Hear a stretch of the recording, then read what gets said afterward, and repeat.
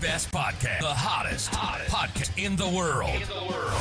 The Chris Show, the eminent podcast with guests so you may experience serious brain. Get ready. Strap yourself in. Keep your hands and legs in the vehicle at all times. We're about to go on a monster Asian roller coaster with your brain. Now, here's your host, Chris Voss. Hi, folks. Voss here from the ChrisVossShow.com, the ChrisVossShow.com. Hey, we're coming here with the most amazing podcast as well. Be sure to go back and listen to our podcasts that we have and listen to some of the most greatest guests that they're going over the last several years and check them out. Hey, you're stuck in quarantine. You got nothing better to do. If you want to see the version of the amazing guest we have, she's the author of Voss books. I'll let her define that here. And oh my God, go to youtube.com/Voss. Hit that bell notification, all the notifications of everything that we do. You can see her and me, goodreads.com/Voss. And of course, you'll find her name. We'll get to that in a second. So you can see all the different groups that we have on Facebook, LinkedIn, and the multiple Instagram as well. So that show on there. We have most amazing, I would say epic, prolific, just a stunning of just so many. And you're going to get a chance to meet her in a second.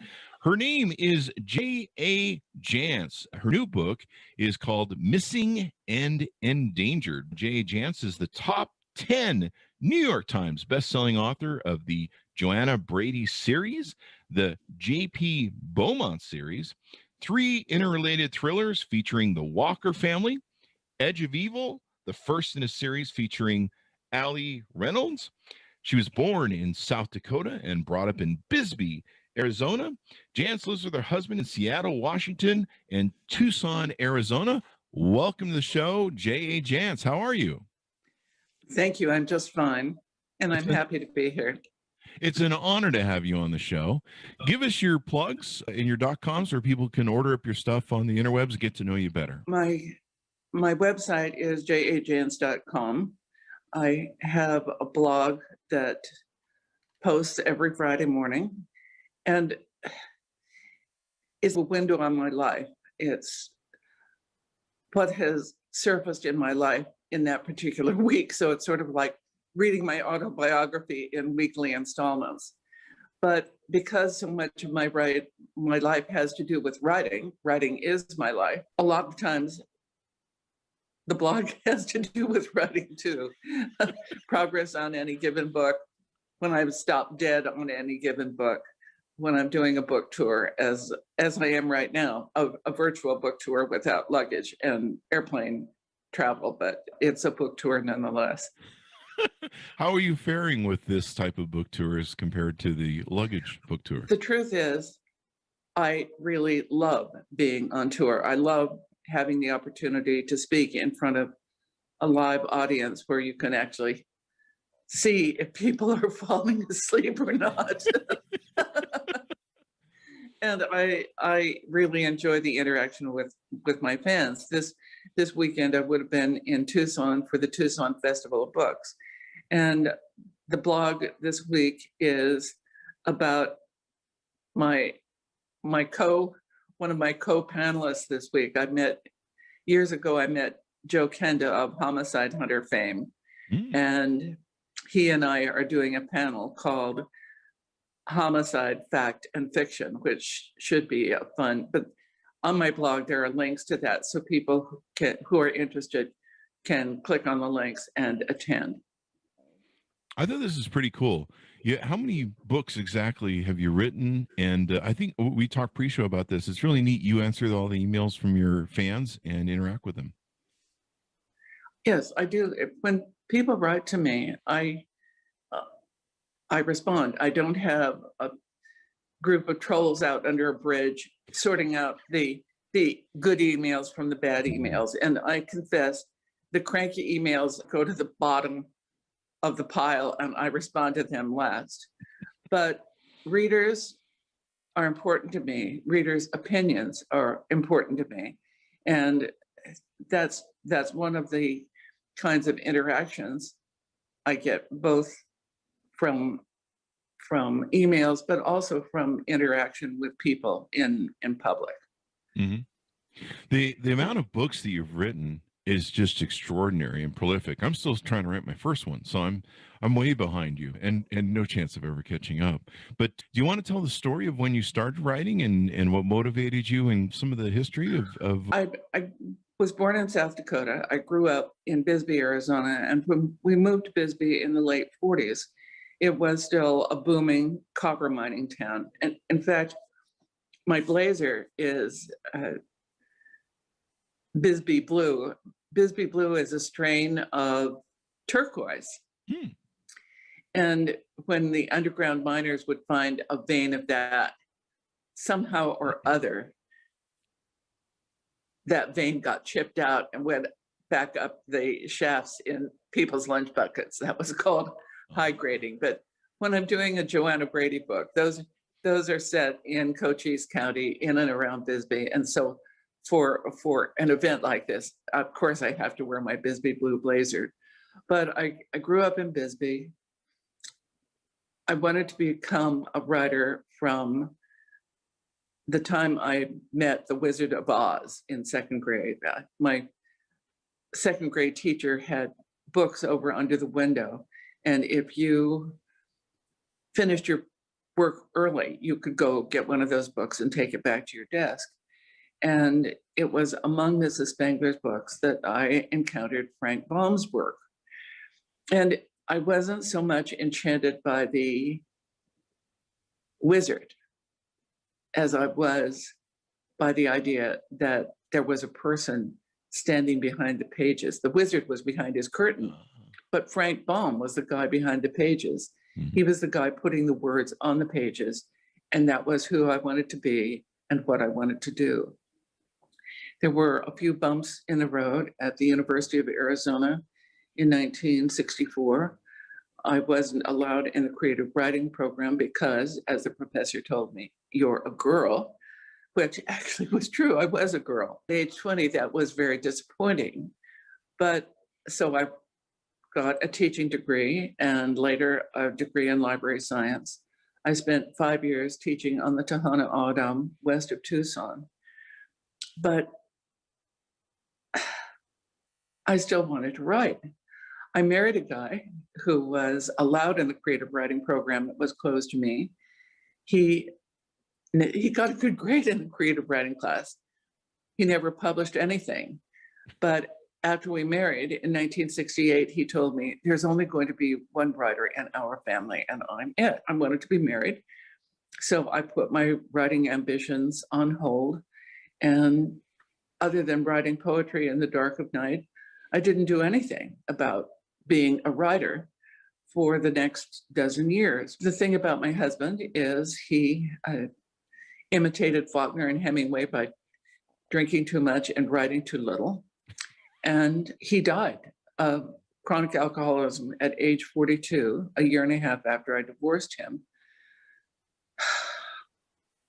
But after I divorced him, I didn't divorce him because I stopped loving him. I divorced him because in the previous 10 years, he had been hospitalized 9 times for chronic alcoholism. And when he showed up at my son's t-ball game at 5 o'clock in the afternoon, so drunk that when the game was over, he crawled on his hands and knees from the bleachers back to the car. That was when I realized I had to get out to save my kids and save myself.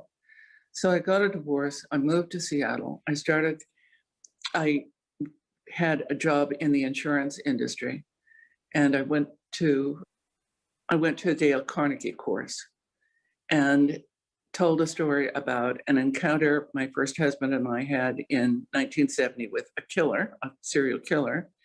Someone said, somebody should write a book about that. And so I thought, I'm divorced. What have I got to lose? So in the middle of March of 1981, I sat down to write my first book. Nobody ever bought that book. It was way too long.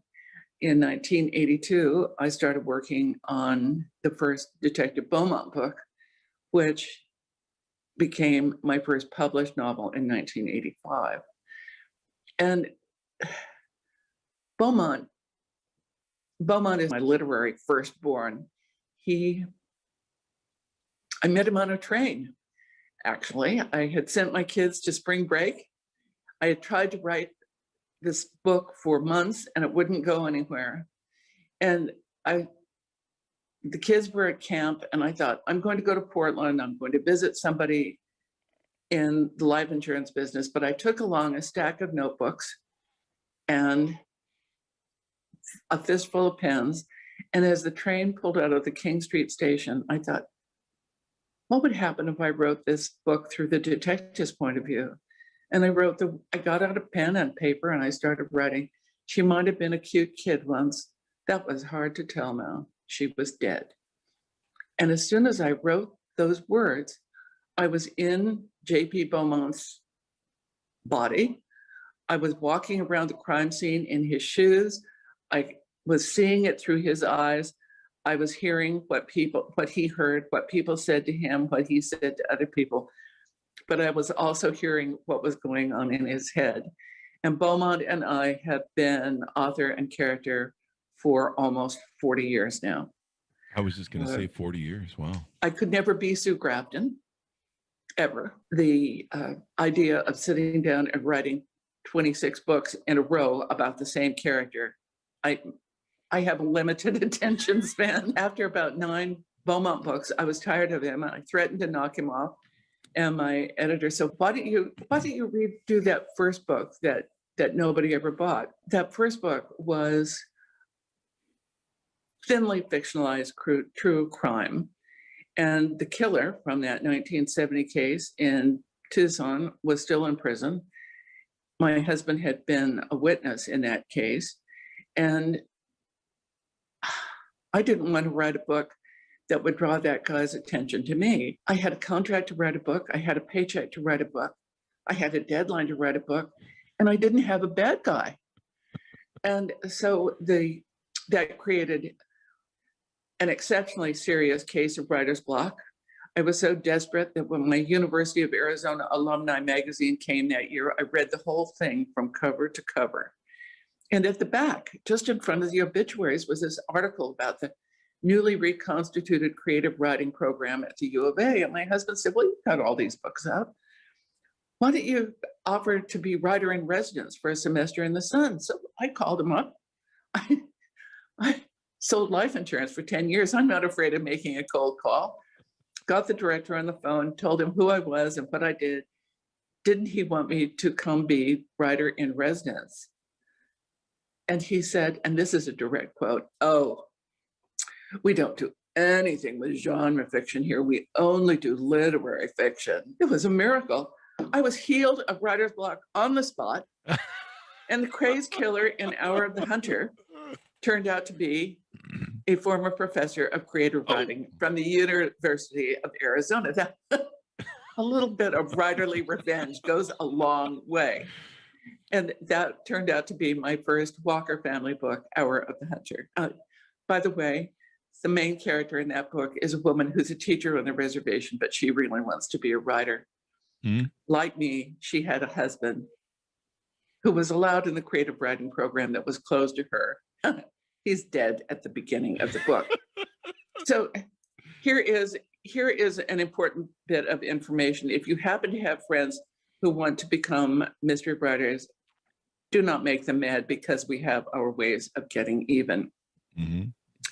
So when I went back to writing Beaumont after Hour of the Hunter, it was fun again. And then my editor said, why don't you come up with a different character and you can go back and forth between them. So when I started writing Beaumont was a middle-aged male homicide cop. I wasn't a male. I had never been in law enforcement. Beau is a Seattle native. I had lived in Seattle for less than a year. So I had to do a lot of research to get all that stuff. And in addition, the Beaumont books are written in the first person. So I thought, okay, why don't I press the easy button here? If I'm going to write a new series, why don't I have a female protagonist? Why don't I write it in third person? And why don't I set it someplace I know? So that's where Joanna Brady came from and how she ended up in Cochise County. Eventually, so for years I did Beaumont Brady with the occasional Walker. And finally, I was tired of all of them. And that's when Allie Reynolds came along. I didn't want to write about anybody. And my editor said, write something new. Just have it here by the 1st of January. She said that in May, writing a book between May and January, I could do that. So I signed the contract. They gave me a paycheck. I had a deadline. Had no idea who was going to be in that book. That was May. June and July passed. August and September passed. Suddenly it was October, and I still didn't know who was going to be in that book that was due in New York in January. I had writer's block.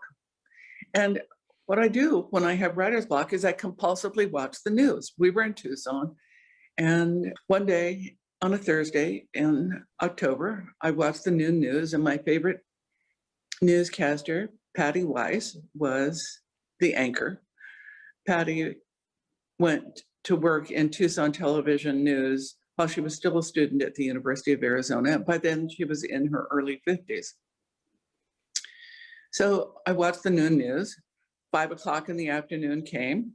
I still had writer's block.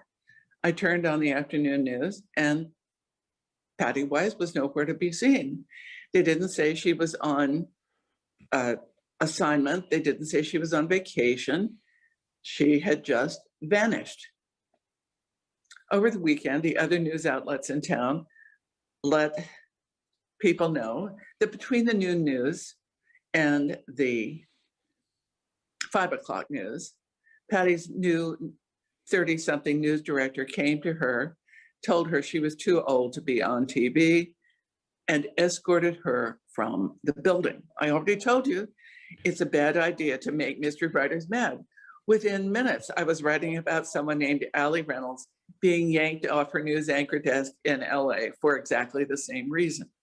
So I'm working on, I alternate. There are now, 24 Beaumont books. I'm working on number 25. Missing and Endangered is Joanna Brady number 19. And there are 17 Allie books and 5 Walker books. I am fully employed. I almost want to make you upset, just so maybe you'll write a murder mystery about a podcaster. Well, you haven't made me mad yet.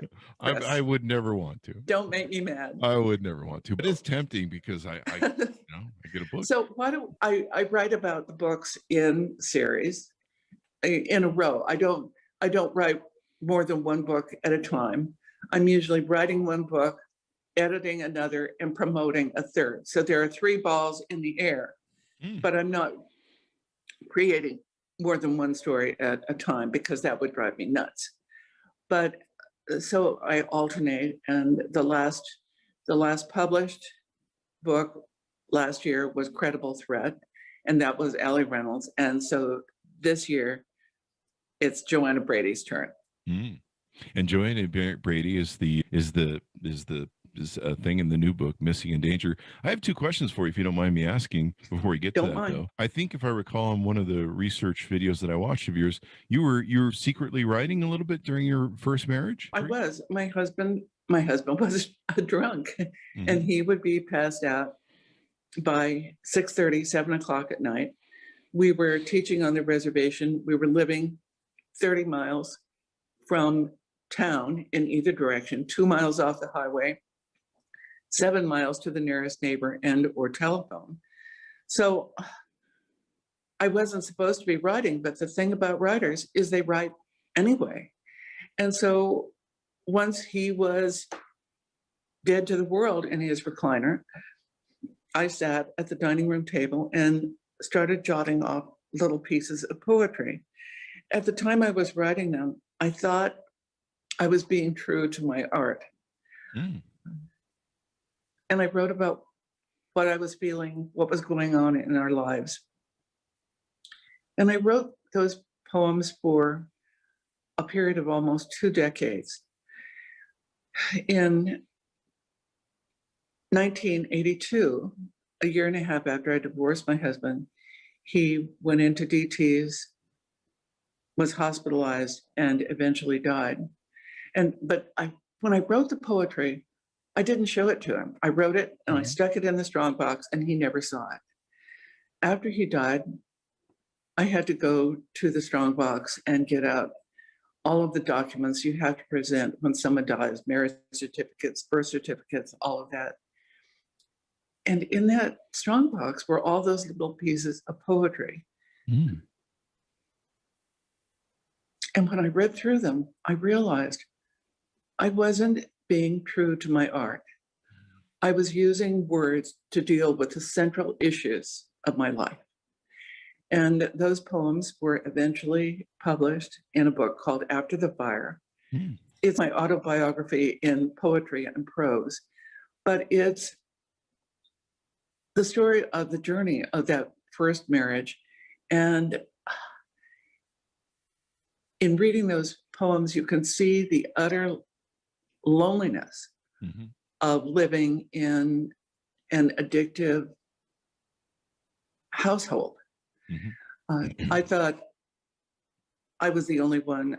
I thought I was the only one who had ever fallen for all those stupid promises. But when people read After the Fire, they tell me that reading that story, my story, made them feel less alone. So After the Fire is available. It's still in print. But the title poem goes like this. I have touched the fire. It burned me. But I knew I lived. It seared me, but it made me whole. He called me. I went gladly, though I saw the rocks, fell laughing through the singeing air. I have known the fire. I'll live with nothing rather than with less. The flame is out. There's nothing left but ash. But if you read After the Fire as someone who has read my books, you'll also see the origins of many of my storylines and many of my characters.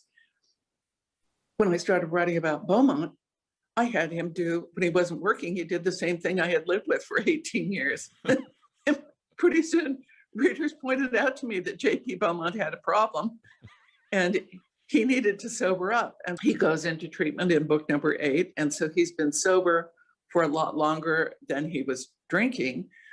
Some people tell me they liked him better when he was a drunk. I worry about those folks. but that sobriety is in the background of his life and his character. And in the Joanna Brady books, you meet Joanna Brady's mother. Her mother, Eleanor, is a piece of work. And you can see in some of the poetry that I had the same kind of conflict with my own mother. The problem was my mother had a 7th grade education. She had raised 7 kids. And I was the first person in my family to go off to college. And so I came home with my degree and I thought I was incredibly smart. And that was where I was when I was writing that poetry. I thought my mother had wasted her life being a housewife and mother. Then I had kids and suddenly my mother got a whole lot smarter. I think we all go through that. Yeah. But a lot of my characters are hidden in the background of the book of poetry. So yes, I was a secret writer, even though I was not writing for public consumption at that time. Did you feel really, because I'm really curious about the story. I like stories like this. Did you really feel torn? Did you really feel, did you feel like you were hiding something, that you just felt like you weren't living your true self? Or did you find that afterwards that when in recollection where you're like, I'm not living art, as you mentioned? I wasn't living my true self. I was putting my belief in my husband ahead of my belief in myself. And it wasn't until I decided to take control of my own life, that I was able to become the person I am today. I'm always interested when people tell me that someday when their lives are perfect, they're going to be writers. And that always makes me laugh, because real writers write when their lives are imperfect. When I started writing my first novels in the 80s, I was a single parent, no child support, 2 little kids, a full-time job selling life insurance. And the only time I had to write was between 4 a.m. and 7 a.m. before I got the kids up to go to school and got me up to go to work, dressed to go to work. But those hours of the day, I never had to set my alarm. My eyes popped open at 4 o'clock in the morning. I turned on my computer. I bought my first computer in 1983. It was a dual floppy Eagle with 128K of memory. If I wrote a chapter that was longer than 2,500 words, the cursor would freeze up. But the guy who sold it to me fixed it so that every morning when I turned on my computer, the first words I saw were these: a writer is someone who has written today. Oh, that's brilliant. I love that. I love these stories. The great thing about having the novelists on the Chris Voss Show is I love how they take their own life, their own experience, and we have to go through these tragedies or challenges of life, and those get poured into the stories, and that's what makes the stories great sometimes. The thing that with Beau's drinking, for instance, that was entirely invisible to me. Mm-hmm. It was 4 books into the series that my readers started pointing out that Beau had a drinking problem. I said, really? These are books, are you kidding? But eventually they got my attention, and I could see they were right. And as I said earlier, I do listen to my readers. But yes, you take, I think,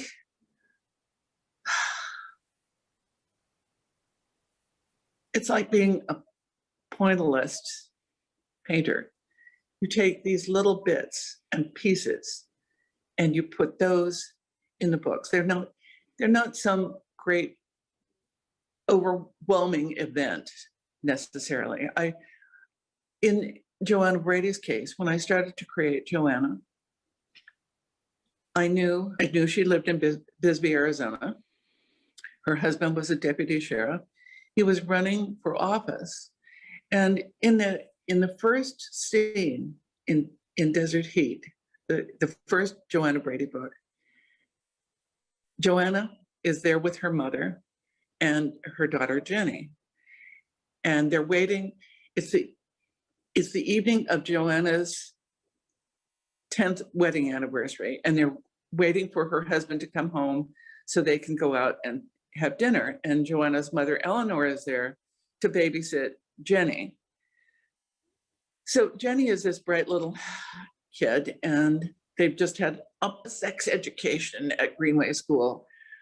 And she has counted on her fingers and figured out that there aren't quite enough months between the wedding anniversary and her birthday.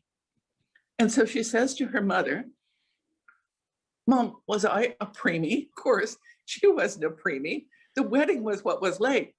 But it was like she exploded a bomb in the middle of the living room because, yes, the wedding was late.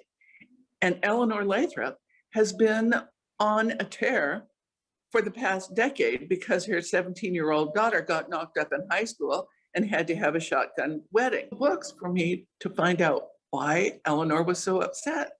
And eventually I found out it was because she and Joanna's father had a child out of wedlock that they gave up for adoption long before they married and had Joanna. So did I know that when I wrote that first scene? No, I did not. But yet the thread from that initial conversation has been all the way through the Joanna Brady books ever since. Wow. At the beginning of the series, Jenny was 9. In Missing and Endangered, she is now a sophomore at Northern Arizona University, and she has become this smart, resourceful, and it turns out very brave young woman. And it's been interesting to see her grow over the years. A lot of because I've never been a cop, a lot of the research I do comes from watching crime TV on TV. I became friends with Joe Kenda because I'm addicted to crime TV. But in those shows, you're often allowed to watch interviews, detective suspect interviews. You can see how the investigators narrow the group of suspects. You see how they use electronic devices to, excuse me. I'm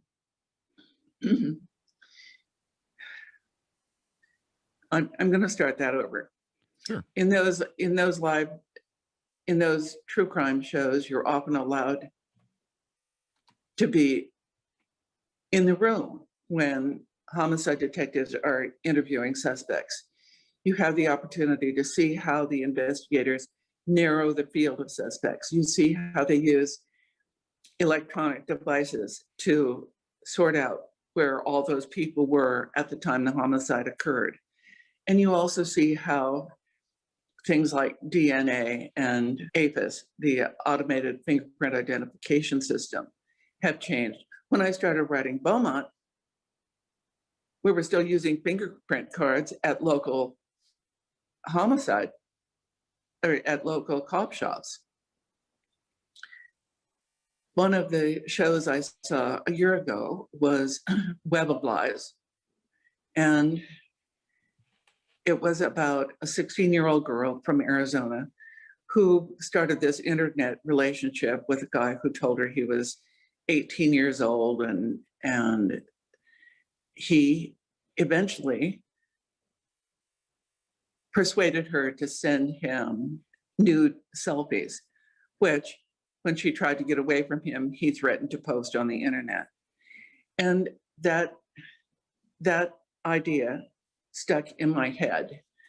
And at the time I watched it, I didn't think, oh, that would make a good Joanna Brady book. But and by the way, in that instance, the girl was almost driven to suicide, and her mother got involved and got the cops involved and put a stop to it. But when it was time to write this Joanna Brady book, I thought back to that show. I didn't think that Jenny Joanna's daughter, would be dumb enough to fall for that trick. So I had to create another character to bring that story into focus. And that's Jenny's college roommate, Beth Rankin. Mm-hmm. Does Jenny take over more of the story of solving the mysteries and crises in your rather than Joanna? The thing about the Joanna Brady books is Joanna lives a complicated life. When I started out with her, the reason her husband was late coming to dinner is somebody had murdered him. Somebody had shot him. Yeah, that's what always happens. And she gets involved in finding out what happened to her husband. And my intention to begin with was that Joanna would become an amateur sleuth. But at the end of that book, at Andy's funeral, people say to her, why don't you run for sheriff in Andy's stead? So she wins a write-in campaign, and suddenly there she is. She is a single mother with a young child and a very complicated job with unpredictable hours and so forth. So I told my editor, she needs help. She needs to get married. And my editor said, oh no, don't do that. That will never work. Well, I'm sorry. if you have kids and dogs and horses and so forth, somebody has to be home minding the home fires. Enter Butch Dixon. He showed up in book number 3. I thought he was one book character, but he kept coming back book after book. And finally they got married. And I don't outline my books. If I had known when Butch first showed up in book number 3 that he was going to be Joanna Brady's second husband and the father of 2 of her 3 kids, I would have given him a better name. But so now Joanna has a college-aged daughter, but she also has 2 little kids, a year-old baby and a primary school son. And so she's always juggling. I think a lot of women, I think most women are constantly juggling responsibilities of work and home, church, family, school, all of those things. And I think that's part of what makes Joanna seem real to my readers. She has the same real concerns that every mother has, but she also has concerns for her department. And in Missing and Endangered, she has sent one of her deputies has been dispatched to deliver a protection order, to a no contact order to a presumably abusive husband. And what happens results in the abusive husband being shot dead and Joanna's deputy gravely injured. So she's dealing with an officer-involved shooting on her professional side. She's trying to get ready for Christmas on her homemaker side. And she has a daughter in a very complex situation miles away in Flagstaff. And Jenny is is an important part of the story, but it's still Joanna's book. There you go. There you go. Yeah, it's so you've got these undercurrent of different stories going on with Jenny working with, or she's dealing with this issue with Beth, and then you've got Joanna and everything else. You mentioned you don't outline your stories, which I thought was really interesting. How do you just walk through the development of a new book, and where do you find that creative process, or where do you find those new? I met outlining in 6th grade geography at Greenway School. I hated outlining then. Nothing that has happened to me in the intervening decades has changed my mind about outlining. So when it's time to start a book, I usually start with somebody dead or dying. And then I write the rest of the book to find out who killed them and how come. I'm working on, I have the next Allie Reynolds book, Unfinished Business, written and due to come out at the beginning of June, and I'm working on the next Beaumont book. The Beaumont book stalled out dead. It would not move forward for a couple of weeks, and I couldn't figure out what was wrong. Finally, when I went back to it, I found out that I had put too much information in one conversation, and all I needed to do was put part of the conversation with one character and part of the conversation with a different character, and then I was able to move forward. One time I was absolutely stumped. I was writing an Allie book, and boy, I got to a certain point. In writing a book, I know that the first 20% is the hardest part. The middle 60% is slogging through mud, and the last 20% is the banana peel of the book, and that's really easy to write. But I was at the banana peel and the book wasn't going anywhere. So I turned to my husband and I said, would you read this and tell me how I can finish it? And he read it and he turned to me and he said, why don't you finish it the easy way? So I did. The banana peel. That's all he told me. Is that the slide? But I can't explain exactly how I do it. It's when I'm writing a book, I'm writing for the same reason people are reading, to find out what happens. I seldom know who the killer is at the beginning of the book. I find that out in the course of telling the story. I'm telling the story to myself at the same time I'm telling the story to my readers. That is just astounding. I think that's just awesome. Like you're basically writing the movie as we're watching it. I think there's a lot of magic in it. Yeah. And there are, I think the most magical book I ever wrote is Beaumont number 21. It's called Second Watch. In that book, Thanksgiving that year, the year before, we were having dinner and my 40-something son turned to me and said, Mom, Beaumont is getting pretty long of tooth. Have you ever thought of writing a Beaumont prequel? Mm. And I said, no, Tom, I've never thought about writing a prequel. But then it was August of the following year. It was time to write the next Beaumont book. And that was the only idea I had. You could kill off your son. I have 5 kids. I have 10 grandkids. I have 3 great grandkids, brothers and sisters. That's a lot of birthdays to remember. If you add in all the birthdays and ages of all of my characters, it's ridiculous. So with Beaumont, I gave him my birthday so I would remember. We were both born October 27th of 1944. So I was sitting in my writing chair thinking about Beaumont, thinking about how old he was.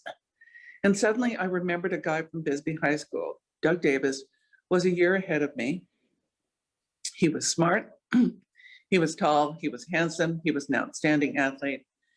In the mornings, before Mrs. Philippi opened the library, Doug and I would both be waiting in the breezeway.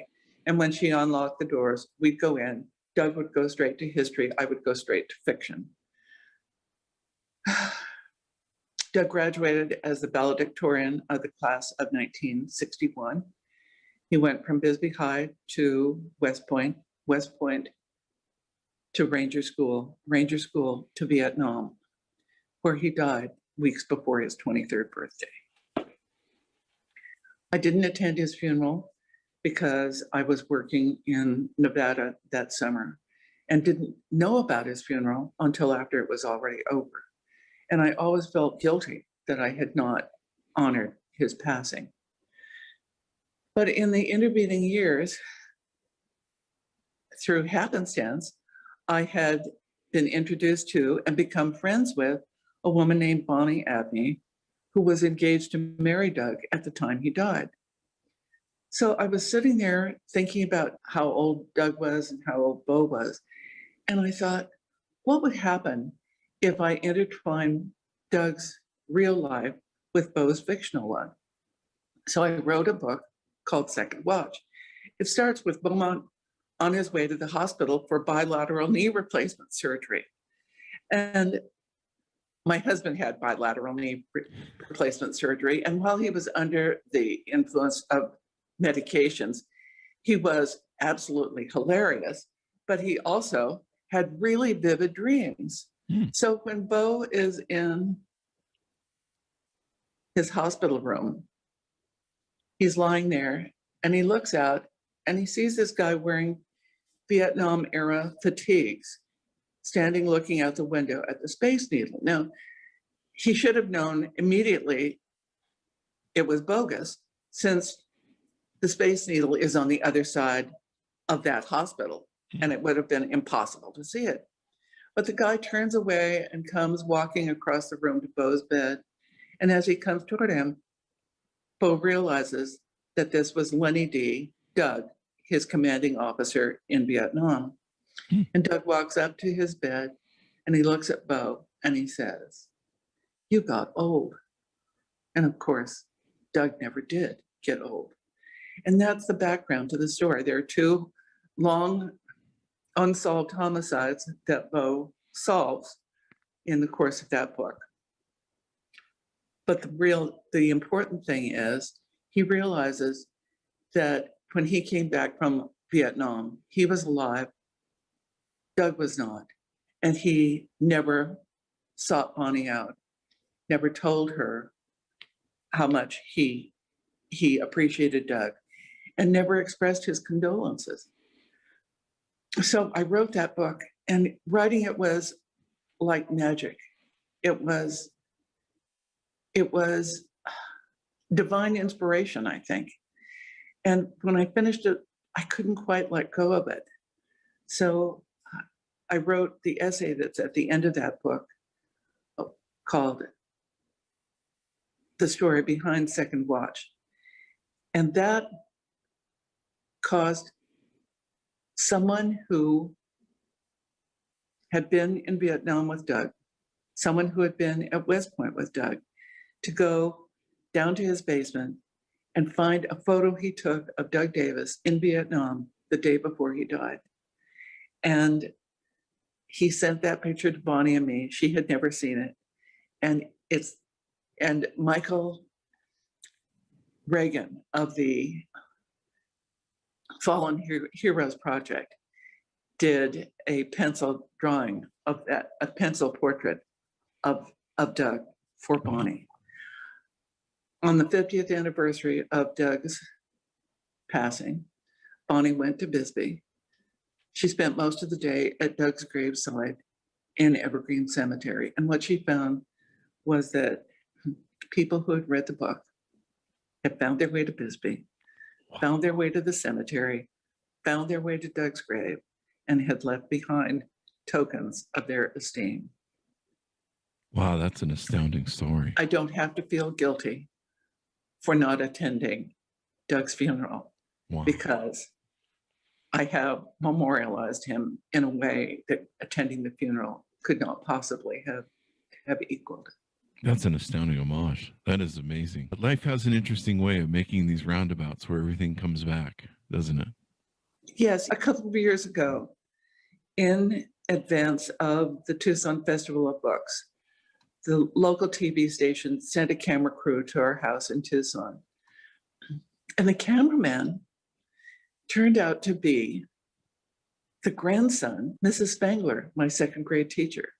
Really? And I was able, and he inherited all those books that were always over under the windows on her bookshelves in her classroom. And I was able to tell him what a profound influence having his grandmother as my second grade teacher made on my life. That is astounding. Did you get the Wizard of Oz book by chance? Did he have it still, or? I'm sure you got the Wizard of Oz book. Wow. That's astounding, man. What a way of coming. It's like we talked about earlier about how we use our own stories of life, our own challenges, our own things that we're presented with that we have to overcome, and we put those into our stories of life, and they help build not only our characters, but in your case, it helps you build these great characters in the mass of your books. And it doesn't have to be a huge issue. I had a dentist in Bisbee, Arizona, who didn't believe in Novocaine. And he would generally have 3 martini lunches, and every little kid in Bisbee who came to him after school to have dental work done came out as a white-knuckled dental patient. That's me. And so in Beaumont number 5, the victim turns out to be a dentist murdered by one of his own tools. Uh-huh. And so years passed. I wrote that book in the late 80s, probably.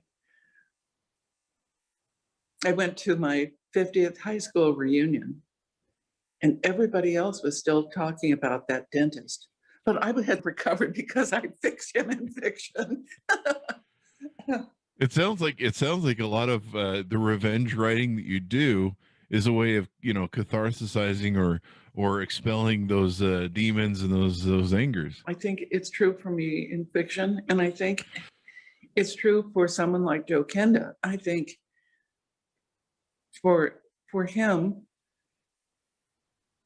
creating that series, The Homicide Hunter, which is reenactments of many of the cases that he solved over the years, I think it gave him a chance to reflect on them in a way he never had the opportunity to do, because as a cop, you go from one case to the next case, to the next case, to the next case. And doing the reflections on those for television was his way of dealing with some of the ghosts from his past in the same way I have done. There you go. There you go. As we go out, J.A., anything more you want to plug or talk about Missing and Endangered to get people getting out to buy that book? In each book, there is one character that wins my heart. And in this book, the character that walked away with the story is a little 7-year-old girl. Her name is Kendall, and she's living in terrible circumstances. But just now, as I said that, I know where her name came from. Years ago, we had books in our attic, and it was way too heavy a load.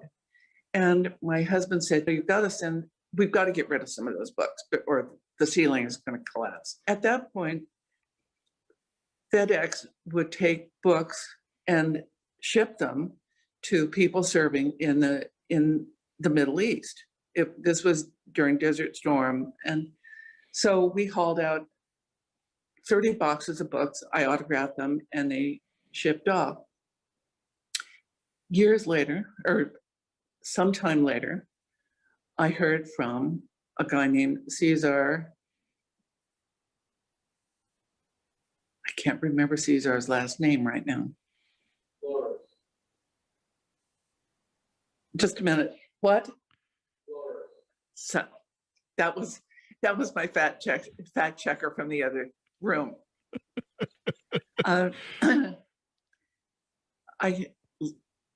Later on, I heard from a fellow by the name of Cesar Flores. He was in one of those vehicles that was blown up by an IED. He was the only person who survived. And while he was in the hospital, he received one of those books, one of the signed Joanna Brady books. And he was from Texas, and reading about Arizona reminded him of home. And he and I became friends. And when he and his wife had a daughter, and I sent them this lovely lovely pink soft blanket from Nordstrom's as a gift. But his daughter's name is Kendall, and I only just now figured out where that Kendall came from. That's why you did the whole show, so we could provide that epiphany for you. So that's awesome. What a great journey. This has been like a lesson in writing for this whole hour. It's just amazing. Thank you. I love telling stories. Yeah. Both verbal and in the written word. This is what makes you so great. And like I said before, the beauty of the novelists that I have on my show is seeing how they interweave their experience of life and the challenges of life and things that they go through into their stories, and how we learn from stories. And that's what makes most books so great and stories so great, why we love movies and everything else. Unfortunately, I used to be a story collector. I love collecting stories and listening to stories and hearing stories. And I didn't understand how important that the story was. Well, the ancient sacred charge of the storyteller is to beguile the time. And during this pandemic, we've all had way too much time in need of beguiling.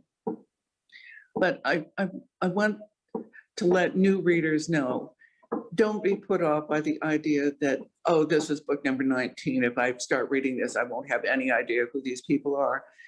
When I start a book, I try to include enough information so that new readers will feel at home, and so old readers won't be bored to tears. That's one thing I usually ask people that do multiple novels with characters like you do, is if they jump in right in the middle of wherever they are in the book series, if they'll be able to keep up with it. Give us your plugs, J.A., as we go out, where people can find you on the interwebs, getting involved with your newsletter, order up your book. jance.com is my website. My schedule is posted there. My weekly blog is posted there. I don't sell my books from myself. I'm smart enough to write the books, not smart enough to take the money. But you can buy them at booksellers all over the country. And all of my books, all of them, are still in print. That is awesome. That means they're still being consumed. People are buying them and eating them up. Yes. That's awesome. The early Beaumont books are really historical fiction now because he's always looking for a payphone and a quarter. I remember those days, actually. But that's a beautiful endowment and compliment to you that people are still consuming these books, loving the story. And we've seen that over the past hour. And this has been amazing spending this wonderful time with you. Thank you for spending it with us and sharing your story. Thank you, Chris. Or your It was fun. stories, I should say. Thank you very much. It was a joy for me. And I'm glad we helped you through that whole epiphany thing with figuring out who your character was in the book. Yes, I'm going to go send an email to Cesar right now. Awesome. That is so awesome. To my audience, thank you for Jay for being with us today. Check out her library of books. Holy crap. She's pretty much got a whole library there, and you can order them up on all the different places. Her newest book, Missing and Endangered, a Brady novel of suspense. She's a New York Times bestselling author. And this is from William Morrow Books as well. So check that out, guys. If you want to see the video version of this that I've really enjoyed spending time with her, go to youtube.com/Chris Voss, hit the bell notification. You can follow all the books for reading and reviewing on goodreads.com/Chris Voss. You can also find J.A. Jance there as well. Go to all our multiple Facebook groups, LinkedIn, Instagram accounts, and all that good stuff, and you'll see more about what we're doing there. Thanks to Jay for being with us. Thanks to my audience for tuning in. Wear your mask, stay safe, and we'll see you next time. Bye-bye. Thank you, Chris. Thank you.